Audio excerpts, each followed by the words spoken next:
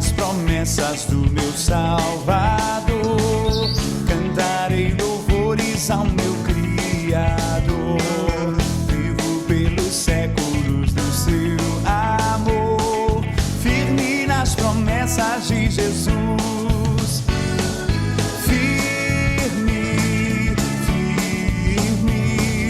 Firme nas promessas de Jesus, meu mestre.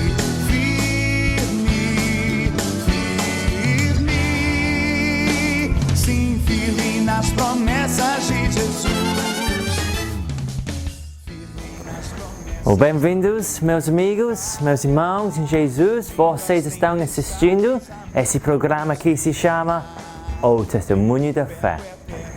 Gostamos de fazer este programa para a honra do nosso Senhor Jesus Cristo, quem já veio uma vez para salvar seu povo dos seus pecados, e Ele vai voltar a segunda vez para renovar os céus e a terra e reunir nós, a igreja, todos que estão esperando para Ele.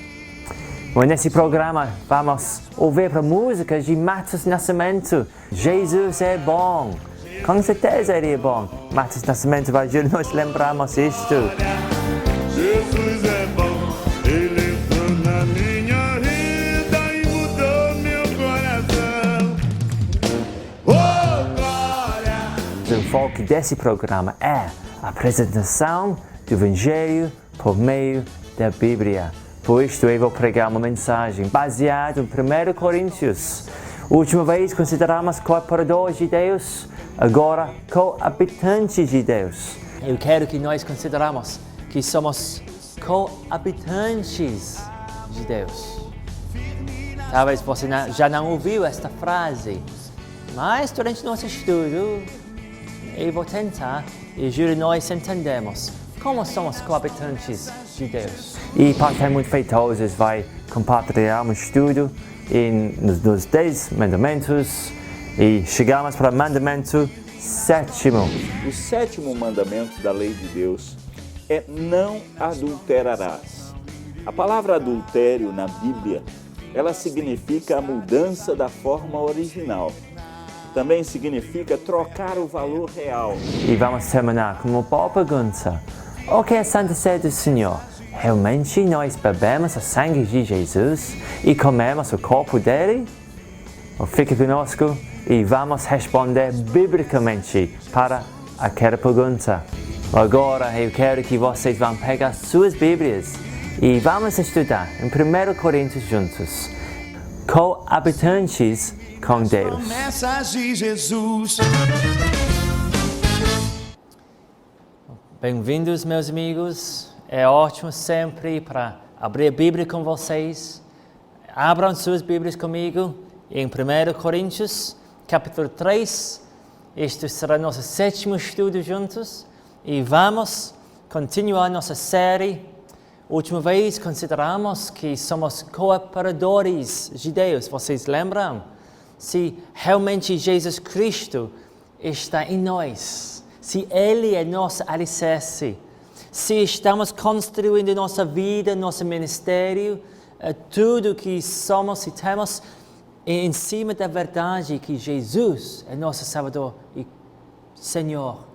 Se sim, aleluia, somos cooperadores de Deus, com Deus. E nada que vamos fazer será em vão. Tudo tem valor. Tudo vale. Oh, aleluia por isto. Realmente o que vamos considerar agora será uma continuação. Primeira parte, cooperadores de Deus. Essa segunda parte, coabitantes de Deus.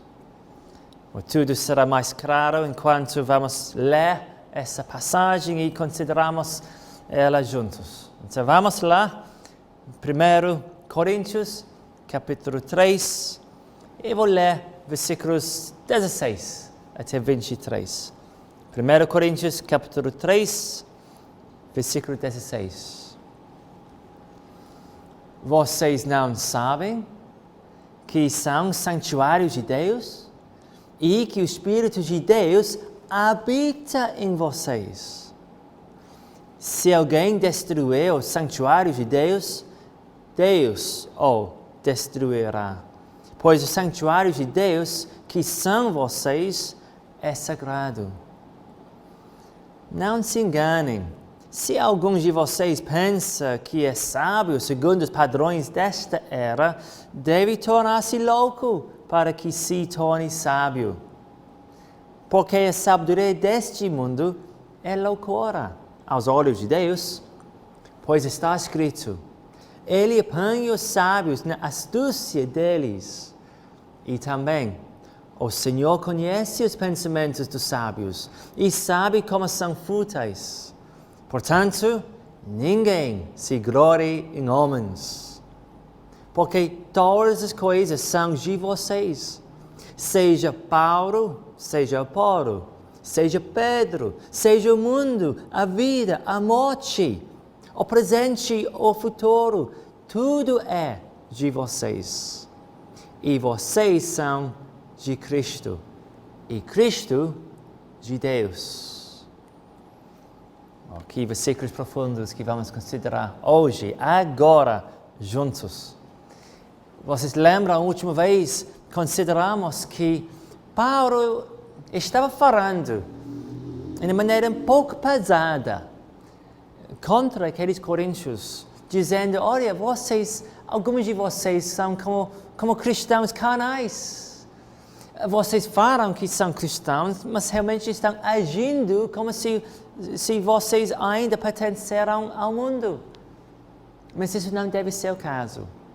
E por causa disso, algumas pessoas inventaram uma heresia, que existem 3 categorias de pessoas.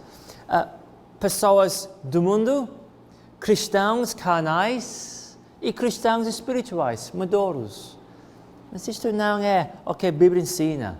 Existem 2 tipos de pessoas: cristãos e descrentes. Pessoas que pertencem a Deus, que seguem Jesus, e as pessoas que pertencem ao mundo e seguem as coisas do mundo. Se você diz que você é cristão e vive no mundo como o mundo vive, você é enganado. Você não é cristão. É verdade, existem entre nós cristãos maduros e cristãos imaturos.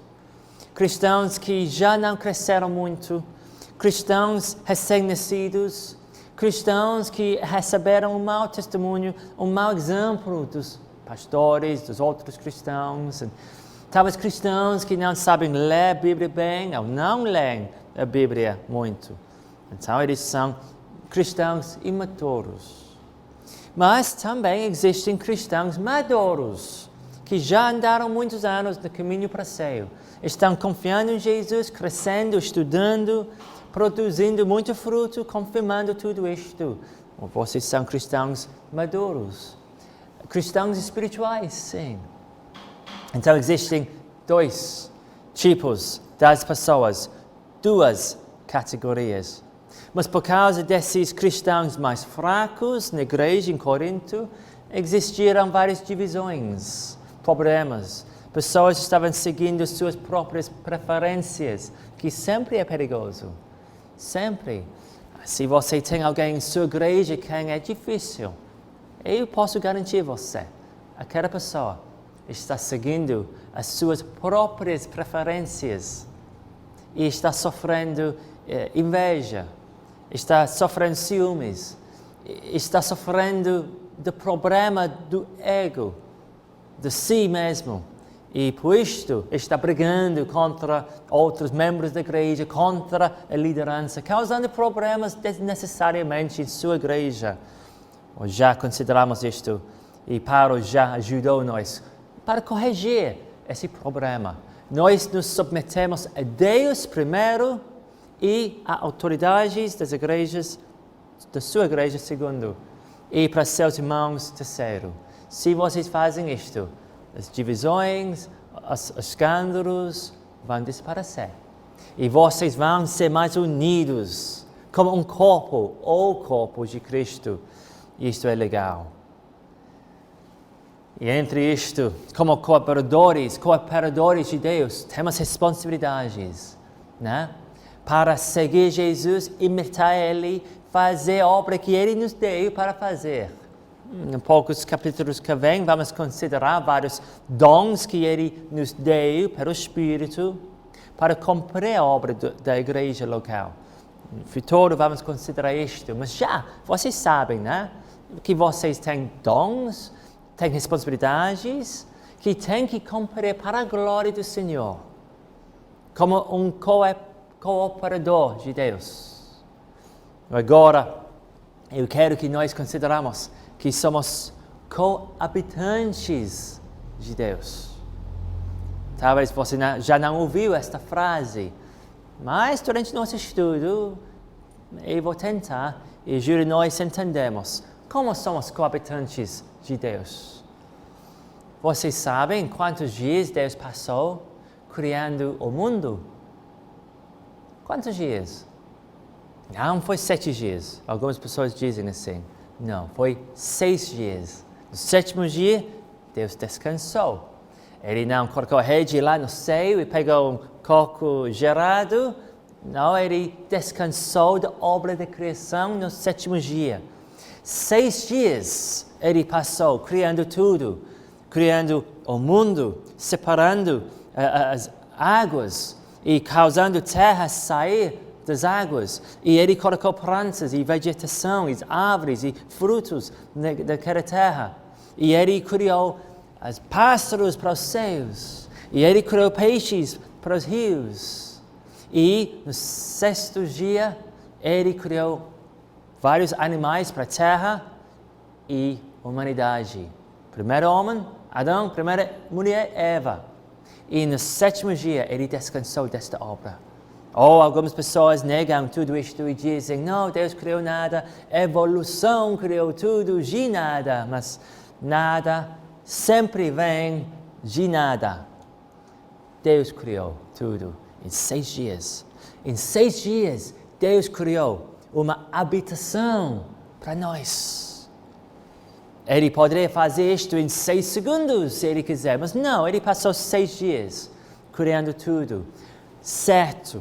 E quando tudo foi certo, no 6º dia ele criou Adão. E de Adão criou Eva. 6 dias Deus passou criando tudo para a habitação para os homens.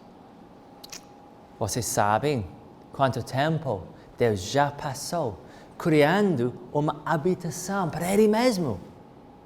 Já pensou nisso? É pergunta estranha, né? Ele mora, habita no 3º céu, 1º céu, é onde os pássaros voam. 2º céu, onde as estrelas estão. 3º céu é a habitação de Deus.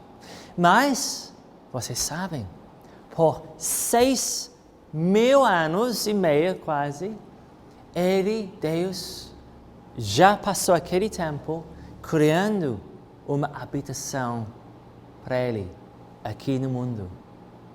O nome dessa habitação é a igreja. É verdade.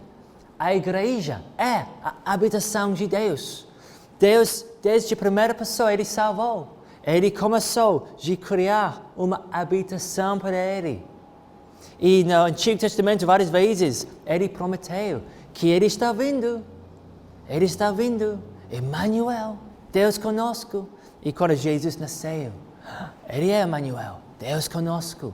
E Ele começou a habitar conosco. E quando Jesus voltou para o céu, depois que Ele morreu na cruz, Ele enviou o Espírito. E por meio do Espírito, Jesus, Cristo, habita na igreja. Agora, a habitação de Deus está conosco, com a igreja, em você, cristão.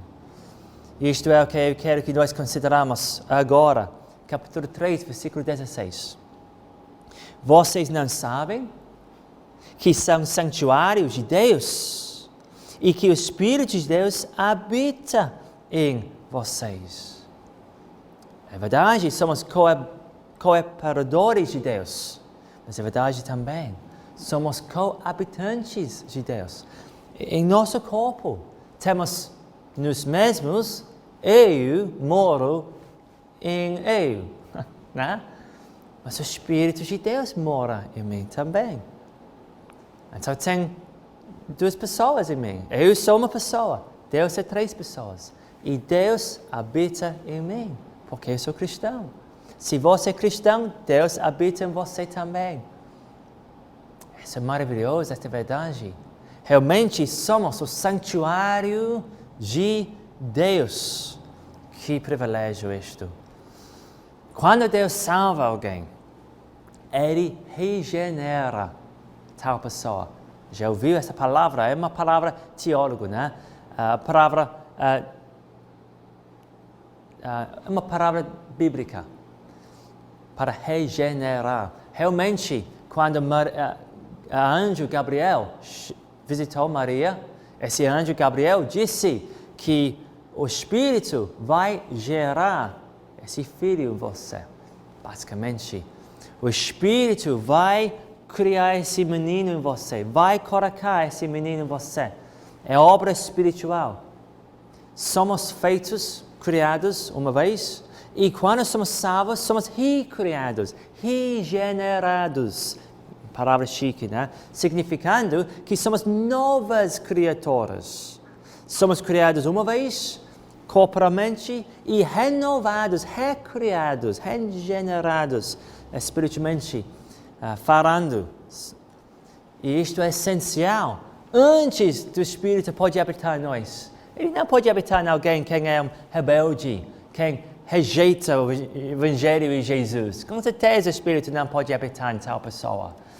Mas se você é cristão, você foi regenerado por meio de fé em Jesus. Em tudo que Ele é, tudo que Ele fez. Você é renovado, recriado, em preparação para Deus habitar em você. Deus já passou 6.400 anos, mais ou menos, criando uma habitação para Ele mesmo. É chamado a igreja. E já essa habitação não é perfeita, não é feita completamente. Ainda há mais pessoas que Jesus vai salvar. Mais membros da igreja precisam entrar e se tornar membros da igreja. Alguns talvez já não nasceram, talvez não, mas vão. E depois de um pouco tempo vão se tornar cristãos por meio da pregação da palavra, por meio da obra do Espírito, vão ser salvos e Deus vai começar a habitar neles. Isto é a obra do Espírito. Para revelar isto para nós, para fazer e revelar e aplicar isto. Olha comigo em João 16. Lá Jesus estava preparando os apóstolos. Jesus foi pronto para morrer. Dia depois desse texto, ele será crucificado. João 16, ele estava mais preocupado nos discípulos do que nele mesmo. E ele disse o seguinte sobre a obra do Espírito Santo. Capítulo 16 de João, e versículo 13. Quando o Espírito da verdade vier, Ele os guiará a toda a verdade. Não falará de si mesmo, falará apenas o que ouvir, e lhes anunciará o que está por vir. Ele me glorificará, porque receberá do que é meu e o tornará conhecido a vocês. Isto é a obra do Espírito. A obra do Espírito é para revelar Jesus Cristo. Algumas igrejas, talvez sua igreja, não sei, têm uma obsessão sobre o Espírito Santo. E realmente eles concentram mais na glorificação, no louvor do Espírito. Mas isso não é certo. O Espírito veio para glorificar e exaltar Jesus Cristo. O Espírito veio para revelar Cristo da Bíblia ao seu coração. Isso é a obra do Espírito. E quando você enfocaliza na glória de Jesus e se submete a Ele, e procura Ele na Bíblia. E tem desejo para obedecer Ele, seguir Ele. Quando você está fazendo isto, você está glorificando o Espírito. E você está glorificando o Pai. Mas temos que ter cuidado, não ficar distraídos demais. Apenas buscando esses dons do Espírito, a presença dEle, milagres e curas e evidências da presença dEle. Porque é fácil esquecer Jesus. É fácil ficar obsessado com essas coisas e realmente esquecer o ponto por qual o Espírito veio, que é para exaltar Jesus, para glorificar Ele, como Jesus diz em João capítulo 3. Então somos os santuários de Deus. E realmente aquela palavra usada no nosso texto está referindo não para o templo que foi lá em Jerusalém inteiro, mas está referindo para a parte dentro do templo, o lugar santíssimo, o lugar dentro do templo, onde o sumo sacerdote entrava uma vez por ano com o sangue do propiciação, para oferecer esse sangue diante do altar de Deus. Ele representava o povo de Deus, esse sumo sacerdote. E ele estava lá presente para buscar o perdão de Deus para o povo de Deus. E aqui Deus está dizendo: você, cristão, é o santuário de Deus. E o Espírito habita em você. Que você não precisa apenas entrar ao templo do Senhor uma vez por ano para buscar perdão mais uma vez e oferecer um sacrifício esperando que Deus vai aceitar você. Não. Você é o santuário de Deus. Você não vai para o templo, Deus vai para você e habitar em você. E passa a eternidade com você. Você, por meio de fé em Jesus, é unido com Deus pelo Espírito. Por causa da obra de Jesus, pelo poder do Espírito, você é unido com Deus Pai agora e para sempre. Agora, você é o santuário, o lugar santíssimo onde Deus habita. E Deus está salvando pessoas, chamando pessoas a entrar à igreja verdadeira. E juntos, quando a última pessoa é salva, Jesus vai voltar para habitar nessa igreja, nesse povo, e comunhar conosco para sempre. E numa maneira mais intensifica do que já experimentamos. Eu estou animado sobre isto. Mas temos que ter cuidado, que realmente somos dedicados a Ele, vivendo vidas em submissão. É fácil ir para o lugar para louvar, ler a Bíblia um pouquinho, orar um pouquinho, e realmente não viva uma vida em submissão. E não vive uma vida em submissão. Se você não está vivendo tal vida, é porque você não é salvo. Você não é salvo. Temos que nos submetermos totalmente, 100%, até nosso intelecto também. Eu gosto de um comentarista da Bíblia chamado Mateus Henrique, Matthew Henry. E ele escreveu um comentário na Bíblia inteira. Que dedicação, né? Que tarefa. E ele disse o seguinte, presta atenção. A pessoa orgulhosa, presunçosa, por causa da sua própria sabedoria e entendimento, vai até tentar e corrigir a sabedoria divina. Não há comparação entre a sabedoria de Deus e a nossa sabedoria. Nem entre o poder de Deus e nosso poder. Não há comparação entre o ser de Deus e o nosso ser. O infinito é incomparável com o finito. Entende tudo? Espero que sim. Mas entenda isto. O infinito é Deus. Somos finitos. Ele não tem limitações nenhumas. Temos muitas limitações. Nossa sabedoria é limitada. Nossa força é limitada. Nossas experiências são limitadas. Deus não tem uma limitação. Ele é infinito. Ele é perfeito. Todos os atributos, as características dele são perfeitos, infinitos. Não tem limite para o amor. Não tem limite para a ira. Não tem limite para a justiça dele. Ele é perfeito. Ele é o infinito. Somos finitos.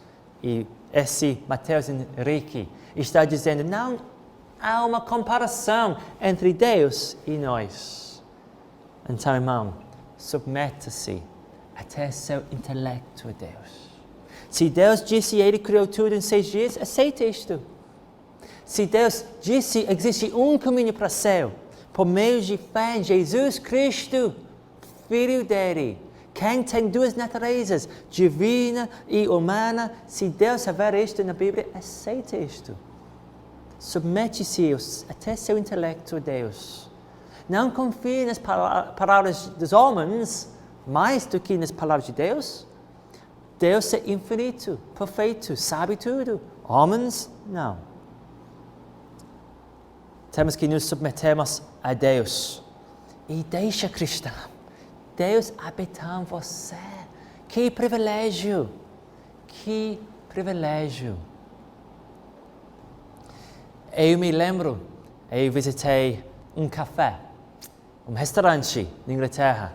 E esse café foi perto da beira do mar na Inglaterra. Só foi um lugar normal, não super especial. E eu senti lá com minha esposa, minha mãe, meu pai, e estávamos conversando. E a dona daquele restaurante veio para nós e disse, olha, última semana um visitante bem importante entrou aqui. E dizemos, quem era ele? Foi o primeiro-ministro da Inglaterra. O primeiro-ministro da Inglaterra tem a mesma autoridade do que o presidente do Brasil. Então, imagine, o presidente do Brasil entrou em sua casa, sua igreja, onde você trabalha. Então essa mulher ficou bem animada. É verdade, ele entrou aqui e ele olhou assim. E depois ele olhou assim e ele me mostrou todas as expressões do rosto dele, com muitos detalhes. E ele me mostrou o que ele comprou e quanto dinheiro ele me deu e quanto troco eu dei para ele. E ele nos deu muitos detalhes. E ele ficou por 32 minutos. E depois disto ele foi embora. Eu nunca vou esquecer isto. Eu quase esqueci um pouco de detalhes que ele disse, mas ele não vai esquecer. Foi um visitante importante. Mas se você é cristão, um visitante muito mais importante visitou você e está com você agora e para sempre. O nome dele é Jesus Cristo. E ele habita em você pelo Espírito dele. E vai ficar com você agora e para sempre. E você não precisa ir neste mundo sozinho e triste. Ele vai estar com você. Você é um co-habitante de Deus. Por isto, Paulo disse em conclusão, versículo 21, ninguém se glorie em homens, porque todas as coisas são de vocês.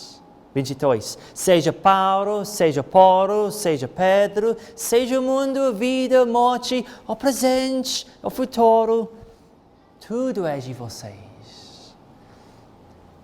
Por isto Paulo estava dizendo em outros estudos, não preciso escolher. Eu vou seguir Paulo, eu vou seguir Pedro, eu vou seguir Apolo. Não preciso escolher. Eles são homens de Deus, eles são mensageiros de Deus.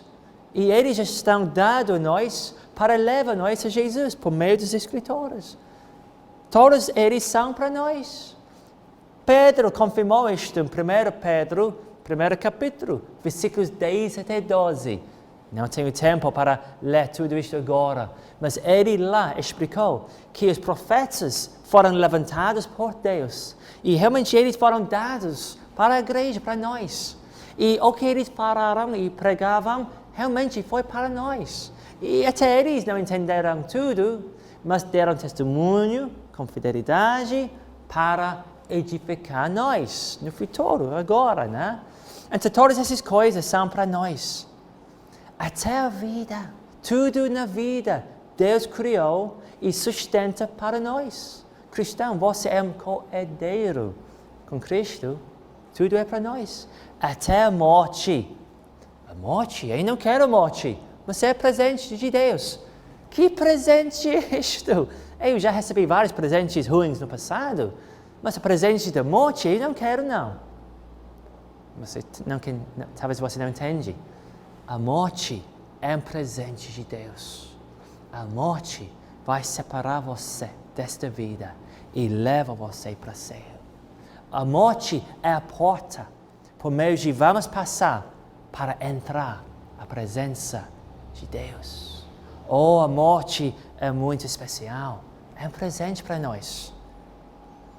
Eu não quero sofrer as dores de morrer, mas eu quero morrer porque eu quero entrar na presença de Deus.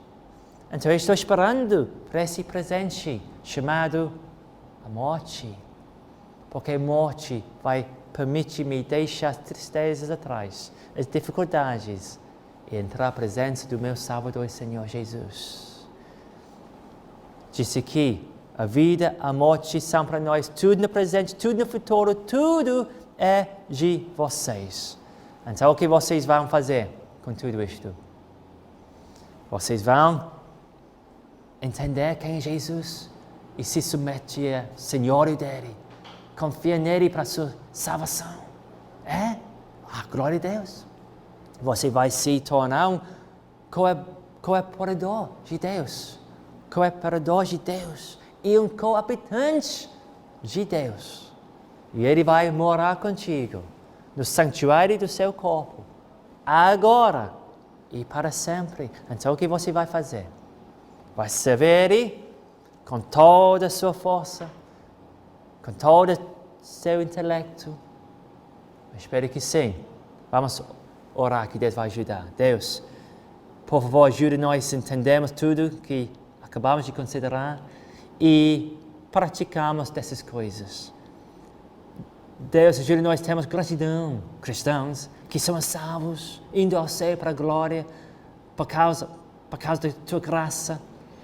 Deus, ajude-nos a dedicarmos o resto das nossas vidas para te agradar, lembrando que somos o santuário de Deus, coabitantes com Deus. Usa-nos para a tua glória, agora e para sempre, porque oramos no nome de Jesus Cristo. Amém.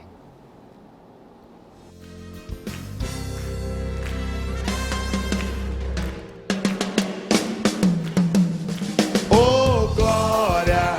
Jesus é bom. Ele é bom demais. Oh, glória! Jesus é bom. Ai! Oh, glória! Jesus é bom. Oh, glória! Jesus é bom. Ele entrou na minha vida e mudou meu coração. Oh, glória! Jesus é bom. Só você! Jesus é bom. Ele é bom demais. Estão cansados? Jesus é bom. Oh, glória! Jesus é bom. Ele entrou na minha vida e mudou meu coração. Oh, glória! Jesus é bom. Jesus é fogo e é um Deus consolador. Nos garante a vitória. Ele é o nosso Salvador. Quem tem Jesus nunca perde a direção. Oh, glória! Jesus é bom. Só você! Oh, glória! Jesus é bom. Ele é bom demais. Oh, glória! Jesus é bom. Oh, lá e volta! Jesus é bom.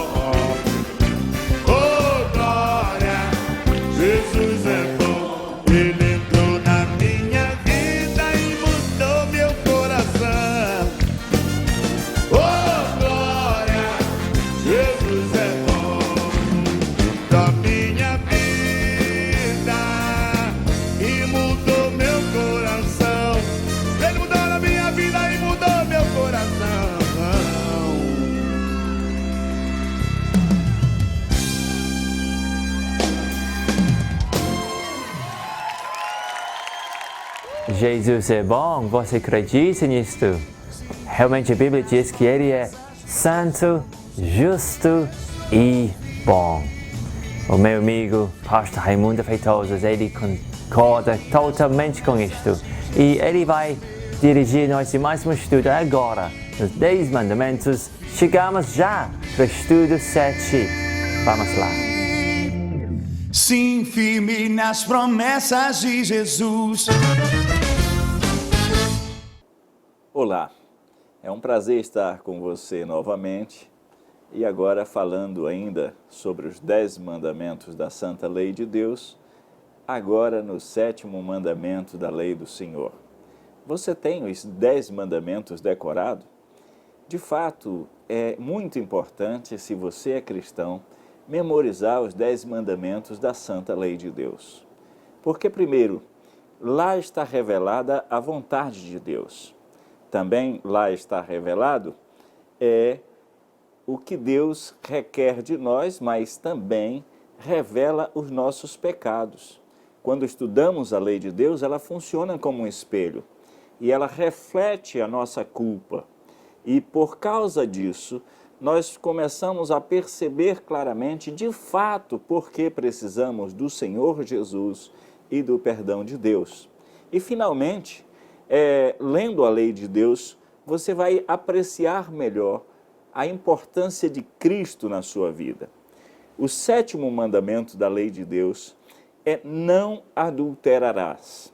A palavra adultério na Bíblia, ela significa a mudança da forma original. Também significa trocar o valor real, devido, por exemplo, de um cheque. Você pode adulterar um cheque quando ele tem 10 mil, então tem um zero pequeno atrás, você coloca outro zero, ele vira 18. Então você adulterou aquele cheque. Ainda bem que os bancários conhecem bem cheques adulterados, senão seríamos bastante enganados. Mas também isso significa mudar a composição do ser, da natureza. Por exemplo, uma pessoa pode comprar gasolina pura e adicionar algum outro produto, como o metanol ou outro tipo de produto, para que fique mais caro, ou, aliás, para que ganhe mais dinheiro. Também significa desviar a função, o objetivo do objeto. Isso também é adulterar as coisas. Você, dona de casa, talvez já teve a experiência de ver seu marido pegando a faca da cozinha para transformá-la em chave de fenda e prejudicar a faca. Mas eu gostaria de falar de adultério do ponto de vista da Escritura. Eu tenho 25 anos de ministério e o adultério, de fato, é algo terrível, porque a gente acompanha a dor da família que é vítima de adultério e acompanhamos a dor dos filhos, do cônjuge traído, dos netos, da família inteira. Portanto, o adultério na Escritura Sagrada, ele é um atentado, em primeiro lugar, contra Deus. Quando o homem vira as costas para Deus, o Deus verdadeiro, e ele coloca no lugar de Deus outros deuses, a Bíblia chama isso de adultério, porque é infidelidade. Mas também quando o homem trai sua esposa, ou a esposa trai o seu esposo, é infidelidade familiar. Então, a infidelidade contra Deus e a infidelidade contra a família. Não é? E isso causa dor, causa desgaste, causa tristeza para aquelas pessoas que estão envolvidas. Então, a palavra adultério, ela significa infidelidade de forma bastante clara, de forma bem precisa. Literalmente significa isso. Quando abrimos o Novo Testamento, Jesus falando sobre o adultério, ele diz o seguinte: ouviste que foi dito aos antigos, não adulterarás. E aí ele diz, eu, porém, vos digo, qualquer que olhar para uma mulher com intenção impura, no coração já adulterou com ela. Intenção impura é uma intenção promíscua, uma intenção que envolve sentimentos que trai a pessoa com quem você vive e que deseja possuir a outra pessoa para quem você está olhando. A palavra de Deus diz que só de olhar com intenção impura, o adultério já aconteceu no coração. A palavra de Deus vai dizer: se o teu olho direito te faz tropeçar, arranca-o e lança-o de ti, pois te convém que se perca um dos teus olhos ou dos teus membros e não seja todo o teu corpo lançado no inferno. E ele diz: e se tua mão direita te faz tropeçar, corta e lança de ti, pois te convém que se perca um dos teus membros e não vá todo o teu corpo para o inferno. E então a Bíblia diz: também foi dito, aquele que repudiar sua mulher, dê-lhe carta de divórcio.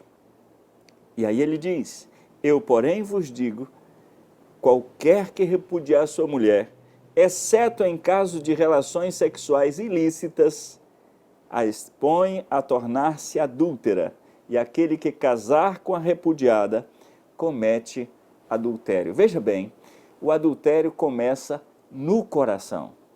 E o repúdio também começa no coração. A pessoa repudiou lá, ainda vivendo junto, ainda estando junto, já não tem o mesmo sentimento que tinha antes, de amor, de apreciação, de respeito, de compromisso, até que a morte os separe. Assim, exatamente, nós apontamos para duas coisas: a infidelidade para com Deus. O adultério é a insatisfação da pessoa em relação a Deus, pensando que Deus não é aquilo que ele espera que Deus seja. Deus é o ser todo-poderoso, é um ser que tem todo o conhecimento, é um ser que está presente em todo lugar, mas ele é santo, ele é justo e ele é bom. Ele é bendito eternamente. Mas você não está satisfeito com um Deus assim. Você quer um Deus mais liberal, então você constrói um ídolo. Você imagina um Deus nos moldes das suas paixões, dos seus caprichos, dos seus desejos humanos. E a palavra de Deus diz que isso é adultério. A Bíblia diz: infiéis, não compreendeis que a amizade do mundo é inimiga de Deus? Diz lá em Tiago. A palavra de Deus diz que o homem trai a Deus com as coisas do mundo. Ou seja, o homem trai o seu Criador com a própria criatura. E assim também nós podemos pensar no adultério em relação à família. A palavra de Deus diz: no coração já adulterou com ela. Deus te deu uma esposa, Deus te deu um marido, Deus te deu esse presente. E o adultério significa ingratidão. Eu não estou satisfeito com o que Deus me deu. E você está tentando ser feliz da forma diferente que Deus ordenou. Meu querido telespectador, preste bem atenção no que eu vou lhe dizer.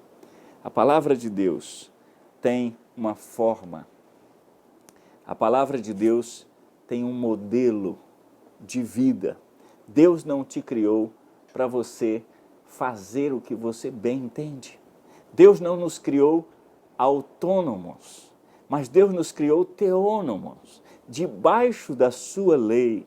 E quando o homem quebra a lei de Deus, ele não atenta somente contra a sua alma. A palavra de Deus diz aqui que é melhor que se perca um dos teus olhos do que ser tu lançado no inferno. Quando você adultera, você peca contra a sua alma. A palavra de Deus diz: digno de honra entre todos seja um matrimônio, bem como o leito sem mácula, porque Deus julgará os impuros e adúlteros. Mas também o adultério é um atentado contra os seus filhos, contra a sua família, contra o seu sogro, a sua sogra, o seu pai, a sua mãe. O adúltero, ele está prejudicando a pessoa com quem ele adultera.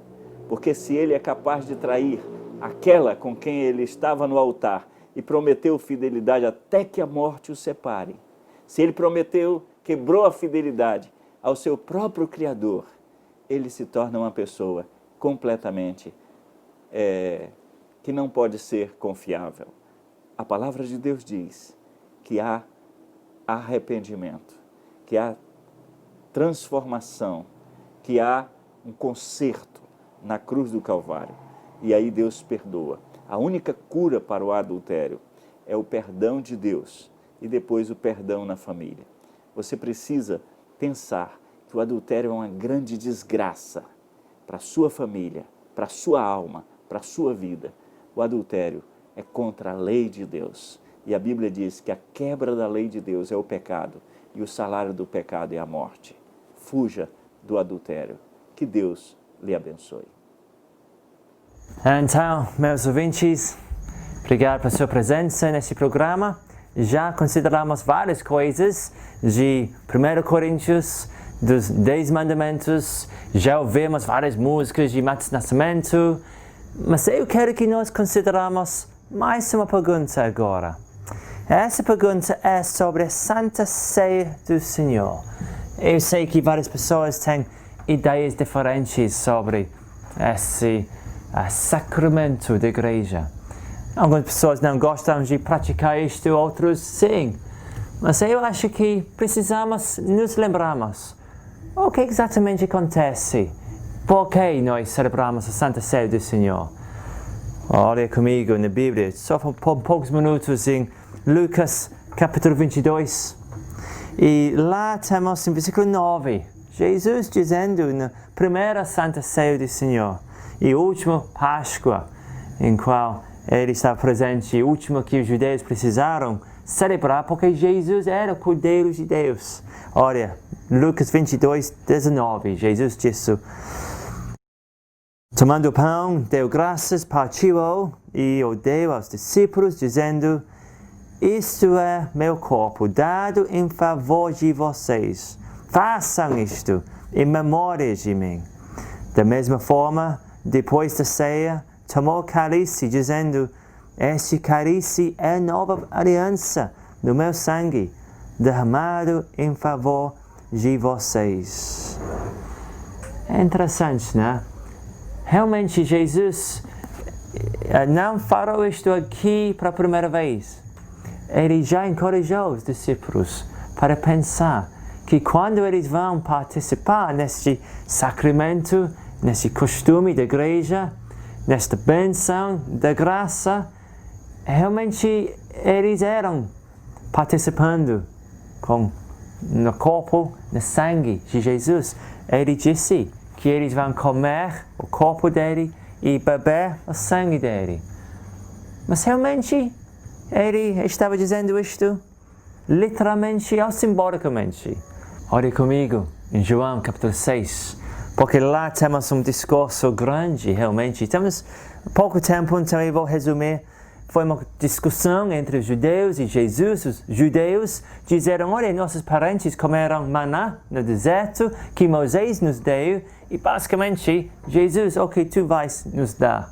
E Jesus disse em versículo 35, eu sou o pão da vida. E ele continuou de dizer, 53, eu lhes digo a verdade, se vocês não comerem a carne do Filho do Homem e não beberem o seu sangue, não terão vida em si mesmos. Isso é estranho, né? Por isso algumas pessoas pensam, quando eles partiram o pão e pegam um pouquinho e bebem um pouco de vinho, realmente eles pensam literalmente, isto é o corpo de Cristo, isto é o sangue de Jesus Cristo. Mas eu não acredito que essa passagem está ensinando isto. Jesus está dizendo, o pão no deserto sustentou seus parentes. E realmente não foi de Moisés, foi de Deus. Eu sou o pão da vida, eu vou sustentar a sua vida. Venha comigo e recebe vida eterna. Jesus estava dizendo, por meio de fé nele. Então realmente nós não apenas falamos, cantamos, oramos, estudamos sobre Jesus. Temos comunhão com ele. nós nos tornamos uma parte dele, parte do corpo dele. E por isto ele disse, versículo 63, o Espírito da vida, a carne não produz nada que se aproveite. Ele não faria isto se ele realmente acreditou que o corpo dele seria presente no pão. E quando Jesus estava lá na primeira Santa Ceia do Senhor, onde foi o corpo dele? No pão? Ou lá, sentado ao lado de João? Já pensou nisso? Interessante, né? Então muitas pessoas abandonaram Jesus e Jesus disse para os discípulos, versículo 67, vocês também não querem ir? E Simão Pedro lhe respondeu, Senhor, para quem iremos? Tu tens as palavras da vida eterna. E com certeza os apóstolos continuaram seguindo Jesus. Então lá em Lucas, onde começamos, Jesus partiu o pão e disse, isso é meu corpo. Faça isto em memória de mim. E Jesus olhou no cálice e disse, isso é meu sangue. Bebe isto em memória de mim. E quando Jesus disse isto, com certeza eles entenderam o que ele estava ensinando. Espero que vocês vão praticar isto também, em memória de Jesus, para uma expressão da tua gratidão por tudo que Jesus fez em seu lugar. E vamos fazer isto até Jesus voltar.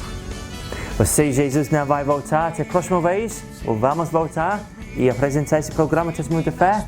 Até mais. Deus te abençoe.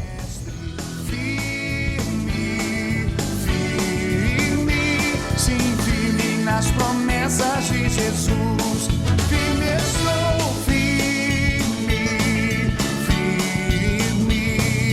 firme nas promessas de Jesus, meu mestre, firme.